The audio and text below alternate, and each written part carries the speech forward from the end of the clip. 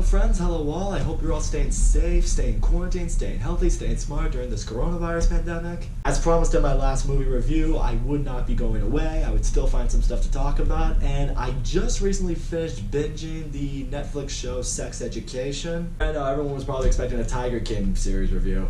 I will probably watch that soon. Don't worry, I'm just, per usual, sometimes I'm late to the party. But yeah, one day I was just on Netflix, I looked for a show to watch. I had heard some good things about the show Sex Education, decided to turn it on, and now that I've watched the first two seasons, I'm gonna talk about it with you guys. So this show revolves around Asa Butterfield. I think that's how you pronounce his name. I've seen him in a few movies. I really like this kid. I think he's a really good actor. He plays this high school student named Otis. He's this really shy, awkward teenager. He doesn't really have a whole lot of friends. Really, the only real friend he has is his gay best friend, and his mom's a sex therapist, which makes life extremely awkward for him. And then one day, he starts talking to another student who does something embarrassing, who's going through some uncomfortable shit that's sex-related. He gives the student some pretty good advice that helps the student along the way.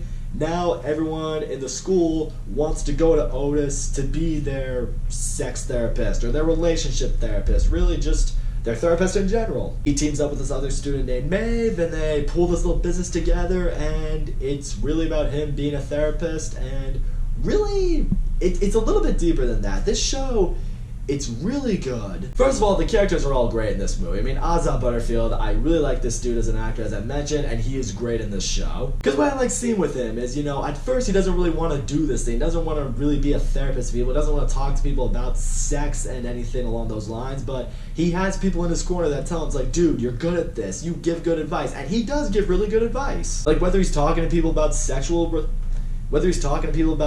encounters that they've had, or people who are struggling with their relationships, or whatever it might be, you hear this dude talk, and he knows what he's talking about. And yeah, you want a show like this to bring the laughs, and it absolutely does bring the laughs. I mean, it's a show called Sex Education.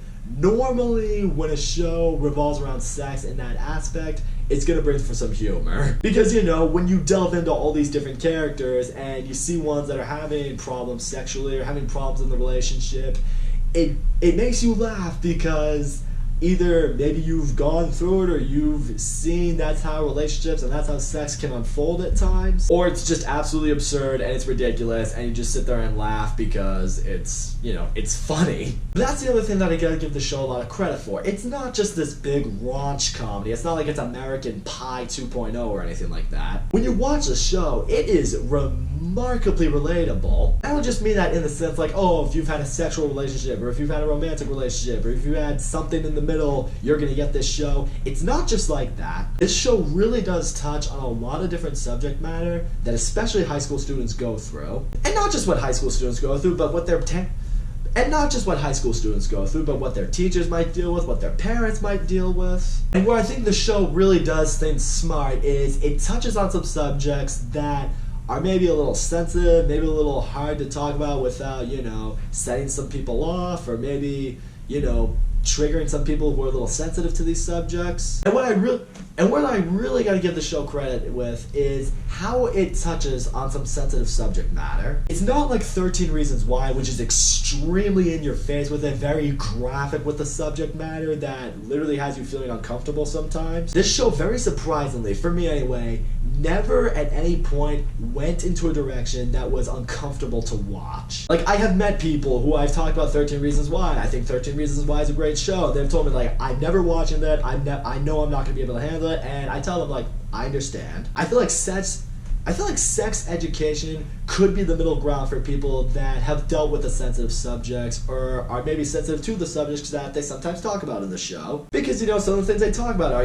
divorce and sexual harassment and coming out and bullying. It's uncomfortable subject matter for some people, but the show just finds a way to touch on it that, in a way, it makes you feel better about it. But may not really feel better about it, but it makes you more comfortable about the subject matter because it gradually shows how characters get better from situations like this. Whether it's turning to your friends, or finally opening up to your parents, or finally searching deep in yourself and realizing maybe I'm doing something wrong. And that's what makes you so invested in the show. It's seeing all of these different characters grow as people, grow from the situations that they've dealt with. There are some characters in the show that you may not like immediately, or you may not really care care for as much immediately, but the show, as it progresses, you'll learn more about them, you'll see more about them, you'll see what they've dealt with, and even by the end, you may end up liking them, or you'll at least reach that point where you're just like, alright, I get you. One of the things the show does that does kind of annoy, I think, anyone that would watch is it does kind of do the whole, it's like, alright, you have a couple of characters, I'll just say it, Otis and Meg, the ones who started this whole therapist business.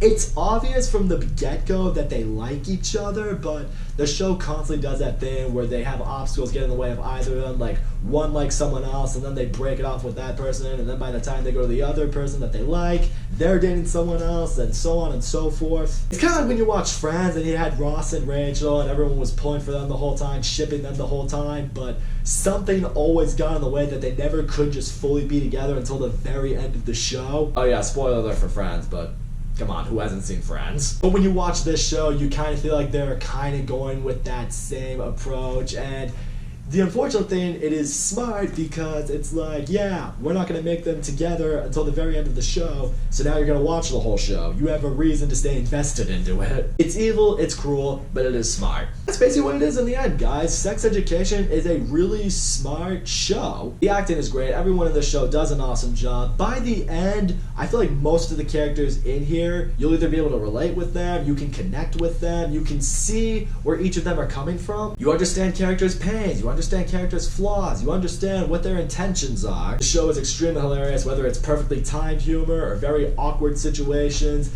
You're gonna laugh a lot in this show. The show may be called Sex Education, and it can be a little raunchy at times, undeniably, but it's never raunch purely for the sake of raunch. The show has a lot of heart, it's very relatable. I truly believe anyone who's been to high school onward is gonna get this show. And yeah, that's what I'll say right now. If you've binged through Tiger King and you're looking for something to watch on Netflix, you should watch Sex Education. You'll probably enjoy it. That's all I gotta say, guys. Thank you so much for watching my video. Don't forget to leave a comment, like, subscribe. I will see you all next time.